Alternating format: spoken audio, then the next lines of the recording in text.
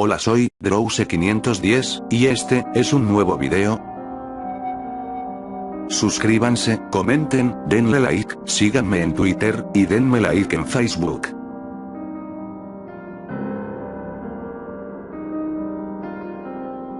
Caramelos envenenados.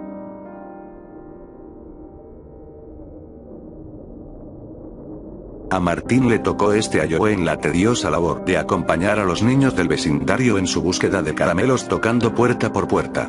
Todos los años uno de los padres era el encargado de vigilar a los pequeños mientras corrían alegres acumulando dulces y chocolatinas. No es que a Martín no le gustaran los niños, los adoraba, pero tener que controlar a tanto pequeñajo era un trabajo agotador. A su hijo de 8 años le podía pegar un par de gritos para calmarlo, pero cuando su misión era vigilar los hijos de los demás su función era mucho más difícil. Aún así tenía que reconocer que lo estaba disfrutando más de los que esperaba, los niños se estaban portando muy bien y estaba viendo a su hijo disfrutar. Además, los vecinos del barrio residencial donde vivía eran realmente amables con los niños e incluso con él, ya que varios le ofrecieron golosinas y le daban ánimos con el arduo trabajo que controlara más de una decena de fierecillas. Aunque como en todo vecindario siempre hay un viejo cascarrabias al que todos los niños le tienen miedo. Don Clemente era el prototipo de viejo viudo y amargado que aparece en las películas, el típico anciano que no devuelve el balón a los niños cuando cae en su jardín, y vivía en un viejo caserón de esos que provocan un escalofrío al pasar. Martín sabía que nunca abría la puerta a los pequeños en Halloween y mucho menos les daba caramelos, pero era su obligación acompañar a los niños a golpear la puerta. Por lo menos sería una buena excusa para asustar un poco a los niños y poder controlarlos un poco mejor. Su sorpresa fue mayúscula cuando a los pocos segundos de golpear la puerta de Don Clemente, este apareció totalmente cubierto por una sábana blanca, un disfraz improvisado de fantasma que pareció encantar a los niños.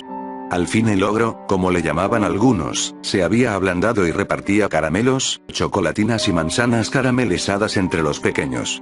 Nunca articuló ni una palabra, pero sin duda era todo un avance en su actitud.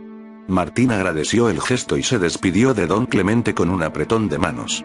Le llamó la atención que usara guantes dentro de casa, pero la verdad es que el viejo era tan excéntrico que no le dio mayor importancia. Al menos no hasta pasados 10 minutos. El hijo de Martín súbitamente comenzó a vomitar, parecía que se estuviera ahogando y aunque seguía respirando lo hacía de forma muy débil y superficial. Segundos después comenzó a convulsionar en el suelo y sus labios tomaron un color azulado. El tiempo que tardó en llegar la ambulancia se le hizo eterno. Al llegar los sanitarios el niño estaba en coma, le entubaron para ayudarle a respirar y salieron a toda velocidad hacia el hospital mientras la sirena de la ambulancia sacudía con su estruendo el pacífico y tranquilo barrio. A pesar de todo el esfuerzo del equipo médico, el hijo de Martín falleció en menos de media hora. El médico de guardia nunca había visto un caso como el de esa noche, pero sí había leído mientras cursaba medicina un caso similar. Un envenenamiento por cianuro. Rápidamente revisó en la mochila que aún llevaba el cadáver del niño y encontró la bolsa de caramelos que había recolectado ese Halloween. Un inconfundible olor a almendras amargas, olor que normalmente tiene el cianuro, se desprendía de una de las chocolatinas. Al abrirla encontró en un interior un polvo blanco que claramente alguien había introducido dentro del chocolate. Siguió abriendo chocolatinas y encontró en algunas más el polvo, y algo aún más inquietante, al partir una de las manzanas caramelizadas, encontró en su interior cuchillas de afeitar y agujas. Sin duda alguien había decidido envenenar a todos los niños del barrio, o al menos provocarles daños graves con agujas y cuchillas escondidas dentro de la comida. El médico salió corriendo al pasillo y sujetando fuertemente por los hombros a Martín, le empezó a preguntar si había más niños con su hijo. Debemos avisar al resto de padres que no dejen comer nada a los niños, no podemos permitir que ningún niño más muera. El médico, en su afán por salvar vidas, no había recordado avisar al padre de la muerte de su hijo. La cara de preocupación de Martín cambió inmediatamente a una de total desolación. ¿Ningún niño más? ¿Qué le ha pasado a mi hijo? ¿Dónde está? Martín apartó al doctor y entró a empujones en la sala donde habían atendido a su hijo.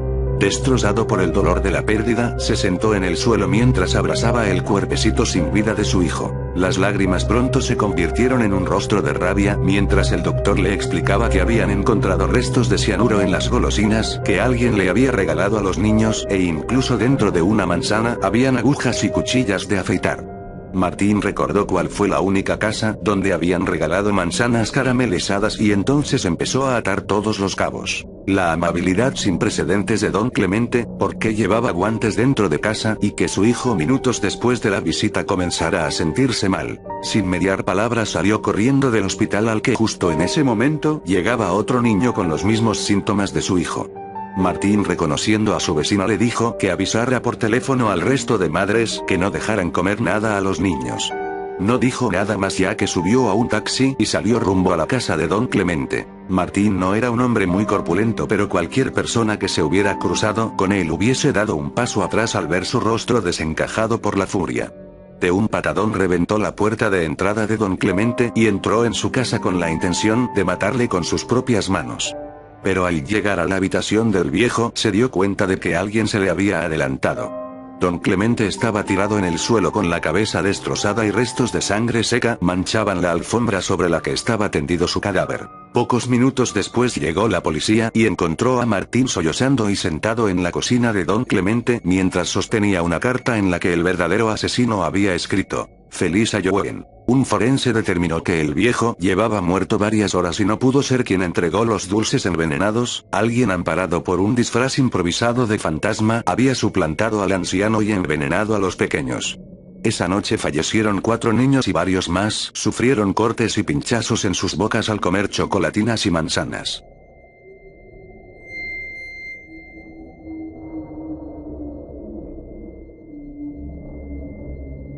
La bodega del castillo.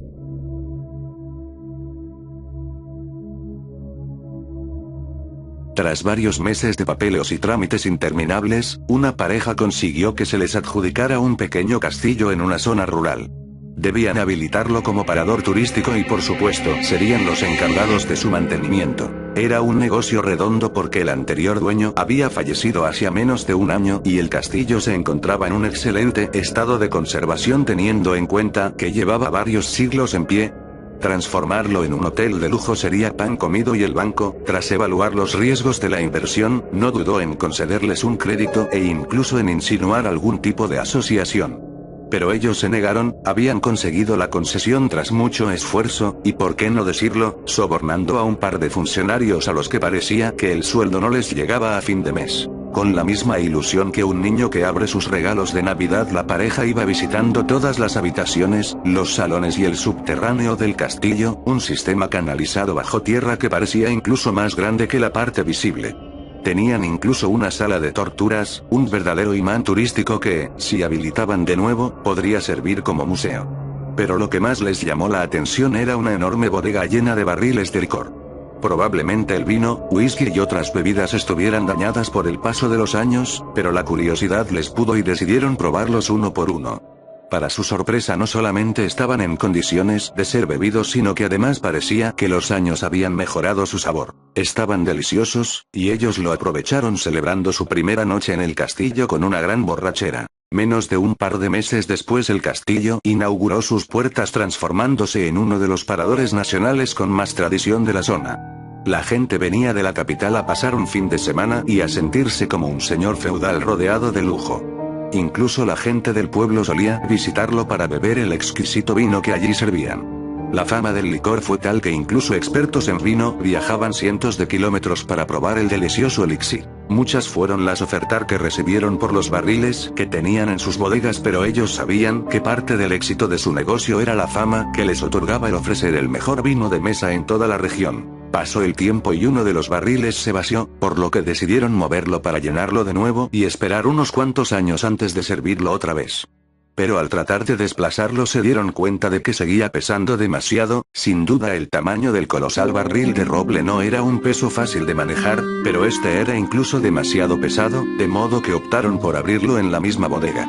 Lo que encontraron en su interior les dejó helados. Dentro del barril, encorvado y en posición fetal, se encontraba un cadáver de pequeño tamaño. Era un niño.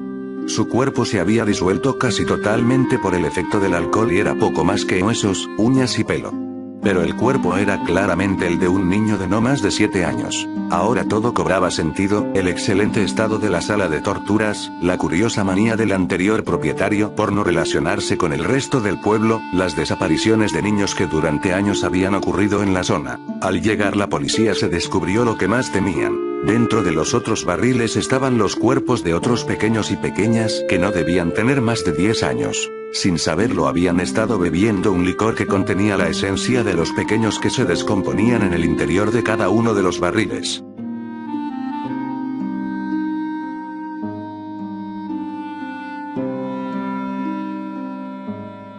Atrapada en el subterráneo.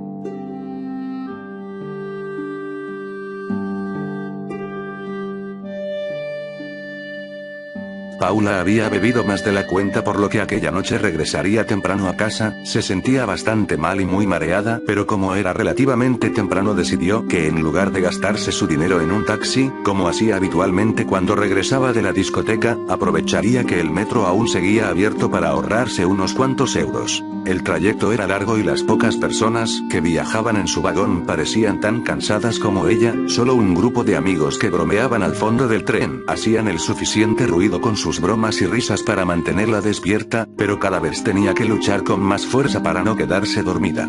Por desgracia en la siguiente estación tenía que hacer un transbordo, así que se bajó y tras caminar por los pasillos de la estación llegó al andén en el que abordaría el metro que la llevaría a casa. El cartel luminoso avisaba que el próximo tren tardaría 6 minutos en llegar, por lo que Paula decidió esperar sentada en uno de los bancos junto al andén. El silencio y la soledad de esa estación provocaron lo inevitable y a pesar de sus esfuerzos se durmió y casi sin darse cuenta se recostó en el banco usándolo como si fuera una cama. Era tan profundo su sueño provocado por la borrachera que cuando pasó el último metro de la noche ni siquiera lo sintió pasar. Hasta pasada más de una hora no se despertó, por suerte la borrachera parecía haberse esfumado parcialmente tras la cabezadita, pero algo parecía no ir bien. El cartel que avisaba la llegada del próximo tren estaba apagado y al mirar la hora en su teléfono móvil se dio cuenta que eran casi las 2 de la mañana. Asustada empezó a subir las escaleras mecánicas de la estación, que ya estaban apagadas, para salir de allí. La parada en la que tenía que hacer trasbordo era una de las más antiguas, viejas y pequeñas de la ciudad, por lo que la sensación de agobio y miedo eran mucho más intensas. Al llegar a la salida la peor de sus pesadillas se hizo realidad. Las puertas estaban cerradas y no había nadie en la estación, por lo que por más que gritara nadie podría escucharla desde la calle. Además su teléfono estaba sin cobertura, esas malditas estaciones casi nunca tenían señal y las puertas de cristal herméticamente cerradas la separaban del exterior aún por unos cuantos metros. Paula no sabía qué hacer, miraba a las cámaras de seguridad y hacía gestos esperando que alguien desde algún puesto de control pudiera verla, pero ella misma sabía que eso era imposible, no había nadie controlando las cámaras porque la estación había sido cerrada desde fuera. ¿Cómo era posible que nadie la despertara? ¿No tenían los guardias de seguridad que comprobar que nadie quedara dentro de la estación antes de cerrar? Su miedo se convertía por momentos en cólera y confusión. Desde luego no podía esperar hasta que a la mañana siguiente abrieran de nuevo el metro, faltaban más de 4 horas para que se reiniciara el servicio y si llegaba a casa a las 7 de la mañana su padre probablemente la mataría. Con la mente aún nublada por el alcohol, decidió que lo mejor que podía hacer era caminar por los raíles del tren hasta la siguiente parada. El camino era oscuro y realmente tétrico, pero sabía que su destino no estaba muy lejos y gracias a la luz del flash de su teléfono podría alumbrar el camino.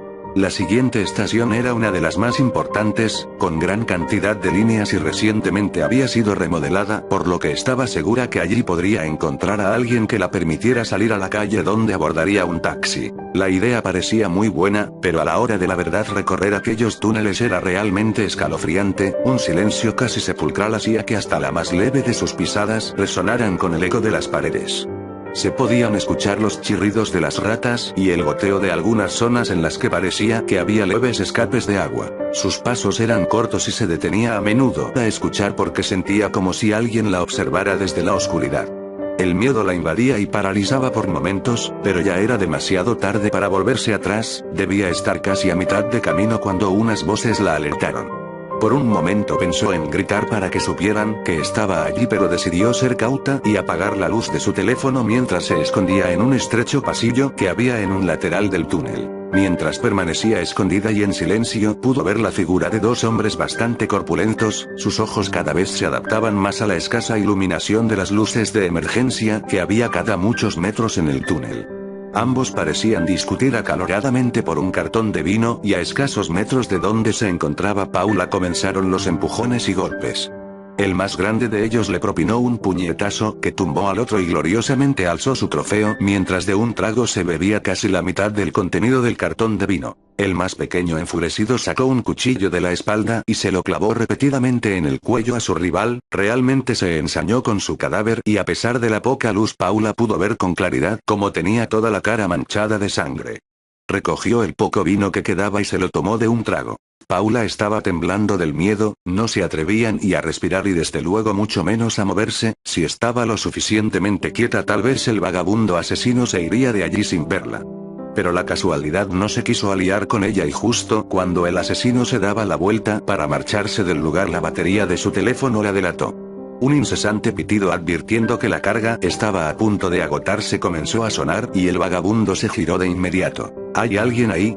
Puedo escucharte, sal inmediatamente o te rajo. La pobre chica se quedó petrificada y no sabía cómo actuar mientras el asesino se acercaba a ella.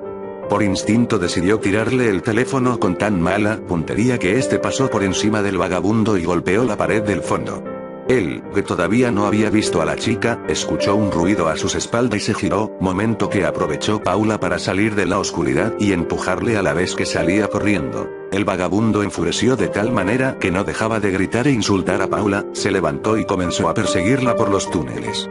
Ella no era una buena deportista, pero el miedo se apoderó de sus piernas y le dio fuerza para correr dejando atrás los zapatos de medio tacón que llevaba aquella noche, sus pies se ensangrentaron mientras corría sobre la gravilla y guijarros del suelo del túnel.